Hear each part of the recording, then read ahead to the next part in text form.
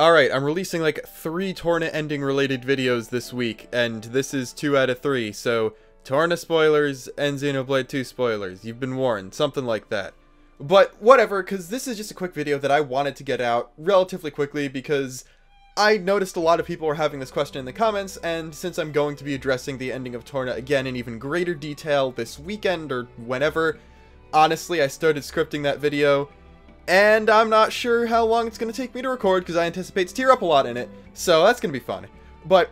in the comments of the last video, amongst all the people saying I was dumb and bad and wrong, and yeah, honestly, they're doing a pretty good job of convincing me that I was wrong in that situation, but a lot of people were concerned about the actual ending of Torna, and how it possibly has a discontinuity with the rest of the story of the game. In Xenoblade 2, we're told a lot that the Aegis sunk 3 titans during the war. You're never told which Aegis, and that's all fine and good, because you assume it's never really explicitly stated how many people know that Malos is another Aegis, and it could very well be people conflating and mixing up Mithra and Malos, confusing events that were caused by one by the other, and that's fine. But we're always constantly told that 3 titans were sunk by the Aegis as part of the war. The problem arises when you see the climax of the Aegis War actively happen on screen, and you only see 2 titans sink. So, what's with that, and where's the 3rd titan that was destroyed? When we're counting dead titans, we can thankfully knock 2 of the 3 out really quickly, because in the opening cutscene we see the central titan of the nation of Specia get destroyed. We know it's the central titan because its capital Amarantha is on it, and you just see Malos go on a huge siren blitz and send it to the bottom of the Cloud Sea. It looks like it's kind of the same species as Araya and Genbu, which is pretty cool, but it's kind of implied that Specia is a bit more like modern Morardain in that it has several nation-sized titans under control as part of its sovereign lands or whatever,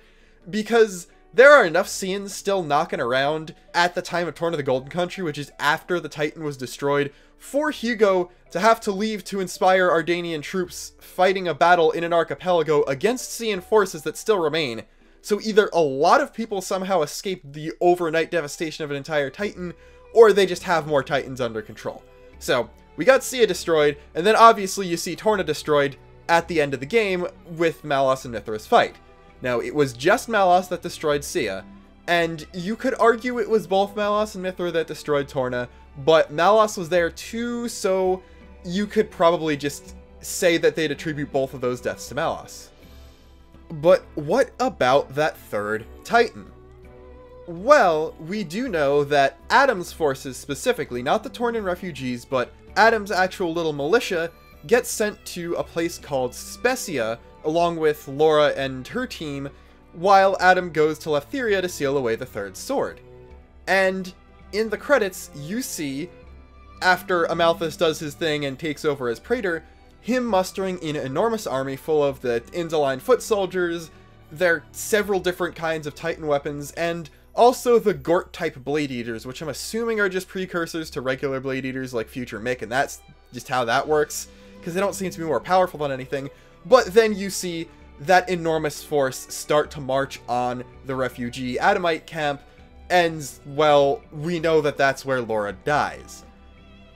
I'm pretty sure, and most people who've tried to look into this and figure this out, are in agreement that Specia was the 3rd Titan to get destroyed.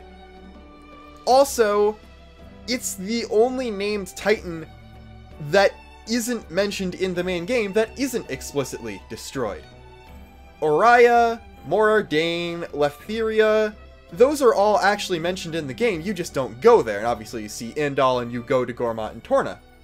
Specia and Torna are destroyed, and those are new Titans that we get to see for the first time in the Golden Country. We get a couple cutscenes on Specia too, and it's never mentioned, it's not shown physically anywhere besides in the flashbacks to actually Laura being there and dying, so you'd think that some location as important as that, because it is definitely a major Titan, it's got the biggest forest we've seen, bigger than both Lasaria and any of the Gormati forests, just based on the size of the cutscene, like maybe someone's pulled the map and it's actually tiny, but I don't know. So you'd think that that big of a Titan would be I don't know, something more Ardain would be going for land before Gormod if it was still around. Because it's bigger than Gormod, it seems, and maybe, like, Minoth would be hiding out there or something? I don't know. But if Amalthus destroyed that Titan, first off, how did he do it? Well, we do see in later cutscenes in the main game that the Indoline Titan does have some firepower on its own, and second off, we do know from a couple of Malos's statements that it's pretty easy to destroy a Titan if you attack its core crystal. Just like killing a blade, destroy the core, the whole thing goes down. Apparently, the Torrent Titan's core was able to be destroyed by only a couple gargoyles self-destructing, and gargoyles aren't that big, power-wise, all things considered, so I'm pretty sure just a couple Blade Eaters or a couple of the smaller Titans self-destructing would be able to destroy a core of a less powerful Titan like the Specian one. And yeah, that's about it. It's pretty obvious that Specia was the third Titan destroyed, but why is it attributed to the Aegis? Well, most if not all the people who are actively on Specia at the time died, since it seems to be uninhabited, and there was definitely a lot of confusion with all the governments of the world after the end of the Aegis War. Sia basically got completely nuked last week, and, well, we know they're not going to last very long. Torna was completely destroyed, Tantal was probably about to get founded, Moradane was in huge turmoil at the loss of its emperor, Oriah was kind of barely a thing, Gormott was just a union of tribes, Leftheria, God knows who was actually living there at that point in time, so there's not really going to be anyone who's kind of actively thinking of keeping records at this point in time. Brigid's diary got disrupted because she died in battle, and no one was there to survive it, so it would be pretty easy for Amalthus to doctor the history and just say that that was another casualty of the Aegis War. Some people have been thinking, and this was more of a theory before Torna came out, that they technically counted Judicium and Temperantia as being a Titan destroyed by the Aegis, but it is also mentioned Sank. Temperantia is still there, and dialogue in cutscenes implies that Judicium was lost or fell long before the start of Torna, and that they were the ancestors of the Indoline. So, that being said, it seems like, yes, the Aegis did destroy and sink 2 Titans during the Aegis War, and in the aftermath, or in the last battle of the Aegis War, however you want to think of it, the newly appointed Praetor Amalthus led a huge campaign against Specia, or Adam's forces remaining there, in order to more secure his power and try to wipe out any support for Adam he could. In doing so, he destroyed and sank the Titan, and in order to keep his facade of actually being a decent person up, he attributed it to the Aegis as well, and maybe that led to more Malos resentment of him or something. I don't know, but that's basically the decision that most people who've looked into this deeply have found, and yeah, I hope that cleared up your questions on this if you had any, and look forward to my bigger video about the ending of Torna and the legacy of its party in the future. So, until next time, this is Luxin, signing off.